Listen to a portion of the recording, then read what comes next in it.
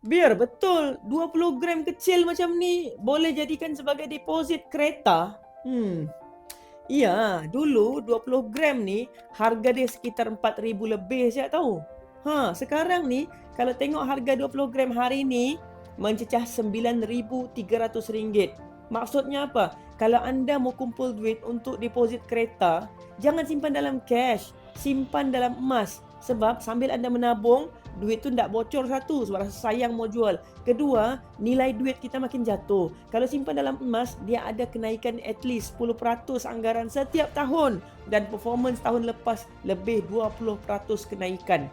So, kalau anda simpan untuk beli kereta 2 tahun, 3 tahun daripada sekarang, jangan simpan dalam cash. Simpan dalam emas, iaitu parking dalam gap pun okey. Simpan sikit 100, 200, 300 sebulan. Lepas tu nanti anda boleh keluarkan seketul macam ni.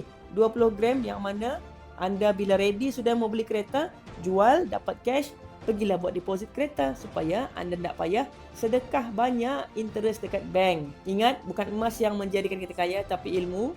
So, follow saya untuk lebih banyak ilmu tentang emas dan kewangan dan juga kisah inspirasi kejayaan hidup emas anda empire saya. Contohnya, dia cakap apa? Alhamdulillah, keluar lagi 20 gram. Bolehlah dia buat deposit kereta kalau dia maulah. Ataupun dia boleh gunakan untuk capai matlamat kewangan yang lain. Kalau anda mau bermula, tekan back biru di bawah, nanti saya guide. Follow for my tips.